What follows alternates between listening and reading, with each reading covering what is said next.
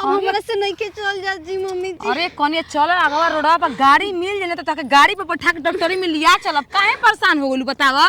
Mummy जी बहुत रहुआ कंजूस बनी जे कल के एम्बुलेंस बुला दीजिए लेकिन रहुआ हमर ना सुननी। एम्बुलेंस वाला कहू खाली बना स केन कहां गोल में सब मेरन के लेके होके बता। देखो बर्दाश्त कइल जाला मान तन पहले उठी के बच्चा बा दर्द होला लेकिन बर्दाश्त करबू तब ना चल। आयो मम्मी जी अब नहीं के चल जा जी। आयो दादा देखो चलो चलो तो देखो ओ त ना देह के ढीले जाला हमरो लइका फेक हम का दिन भर काम करत रहतनी तब आसाजे कुन छल देना लेका होयत रहन से बतावा। आई मम्मी जी आई दादा।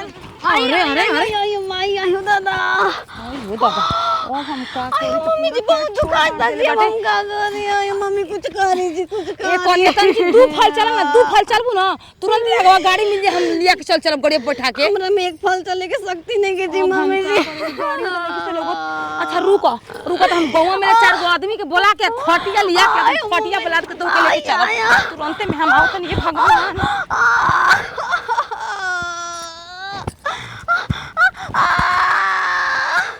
खिना सवा तार माई के भतार खोज ले रे गाड़ी खोज दे तार माई गे आतावा 4 लीटर खून चढ़ावे के पड़े हो दैया 4 लीटर खून हदी टूट गइल बा। तार माई के तारे गोखबा छिन रो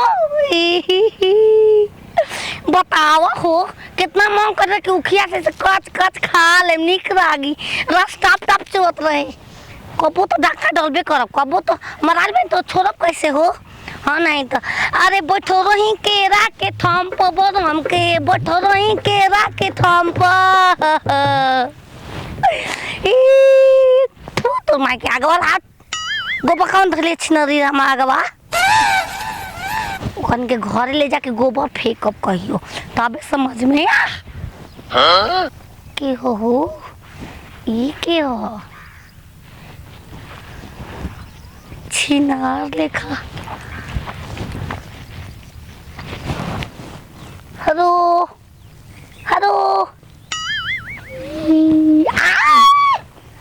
तो मुगल भी रही 1 क्विंटल के लाश लग गई हम जे लग जी फोटो तो खिंचा जी हमरे के फंसा दी हसा हाय का रे ओहो हो कितना बढ़िया खिलौना बारे हाथ गोर चलावो त मसत बा। गाँव में केहू नहीं खेलो को सब बिया कबारे रोपे सोहे गोइल बाटे।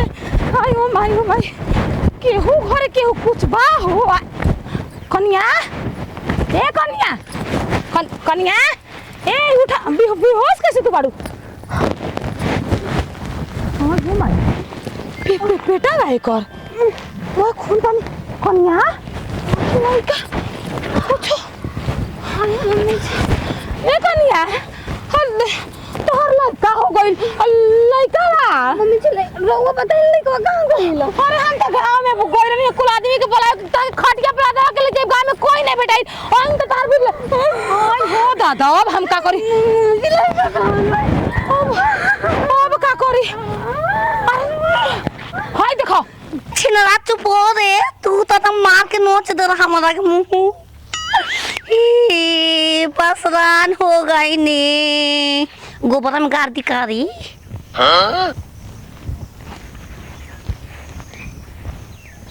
कैसे हम कोरी हो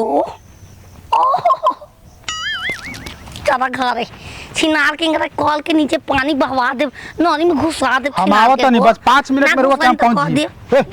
लौकत नहीं खे हो हम जात नहीं अपना काम से तू धक्का मारत लो उल्टे हमरे के कहत लो का बोलो ए बहिनी तोर कहां घर है ई सेनूर पी लेल बानी हम आवाजिया चल देले बा। सेनूर पी लेल बालू सेनूर लीलार पर लगावल जाला कि पियल जाला पिया ना जला लाल कर खाती पिए ना उठो ओठ लाली लगावल जाला ओठ लाल करे खाती सेनूर हम पी लेनी सेनूर पी लेल ओठ लाल तो हम का करी हो आवाजिया नहीं खे हो बोलत ही भचभचाता ओई में। अरे फुलझारी हो का हो छिनारी फुजरारी कहीं फुजर कुमारी कहीं फुलझारी देवी मुरली वो तोरे में मुरलिया बो अरे मुरलिया के भाई तनी तमीज से बात करो ठीक ना अरे राम री तो मोबे को जन्म लड़का ले ले बालू मेरा ना है जी। मेरा ना है हिंदी। हु आर यू लैंग्वेज? आपका लैंग्वेज हिंदी कैसे हो गया जी? लैंग्वेज का है जी? भाषा। वो घर रखल बानी। काहे कि हमें पकड़ लाहो का हो यार मोर भी आगो जल हम ले बानी। अब का करी, हम फंस गनी का? अरे लुट गई नी, बर्बाद हो गई नी, जब से उठई नी हम लइका के। तोहर ना हो ओ तो काहे के उठा ले लो कहीं ले हो? खेना ना निक लागत रहे, लेकिन ई भभोरता हिसे से करता। अब एक जन्म ले लड़का हइसे से कली आमाक सती में की लिख जाए कर मुंह सांप लटकल बा।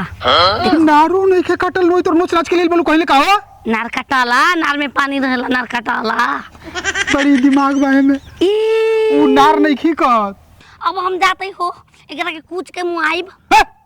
उछल जरा का करो का करो? कहां ले लीलू जले एक दिया बा भुला गई दी। भुला गई ने।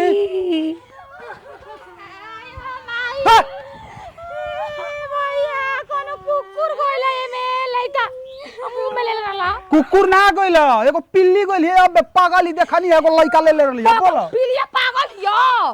मम्मी जी तो हमारे बच्चा के काट के मुआ दी। ए बहनी पिल्ली ना ही है, लेकिन पिल्लियो ले बेसी कटाई है।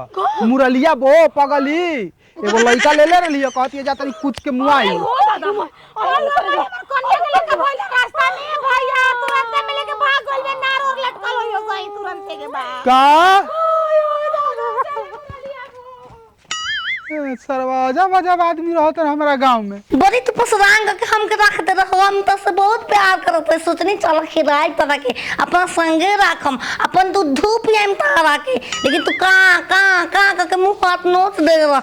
ऊपर से गंदा मुंडी महकत है। तक पहले नहावाली, फिर सोचम कि तोरा करे का हमरा का चले आई ई करे कहां लेगा पलिया नहावा बताई नहाओ पानी तली में अब तो कहां लेगा पलिया खेत में ले। खेत में ले हां और नहावे जतली हां या कुछ होई तब रे करे। आप का हो हमरा के पसरांग कर कर हम ना करब हो। ठंडा लगी तब बुझाई छोट लेके कैसे ना ना ना ये कौन तू लेकर खा ले दिया तो करे ए बच्चा तारे घर के पिल्ली भी है, एगो पागल पिल्ली में। बाबू का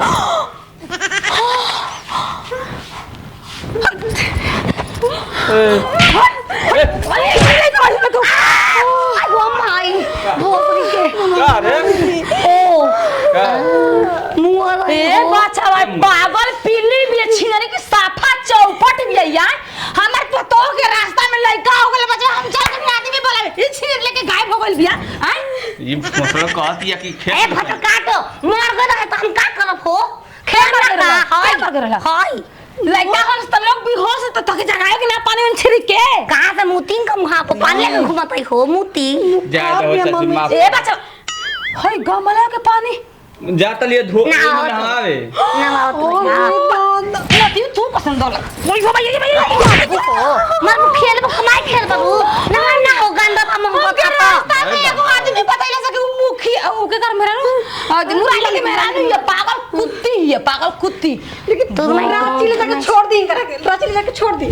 ओ जे बेटर न और दू हले रहती ओए तो बाबे धा के गा गोरानी पी ले पागल पागल जे साफा की पापा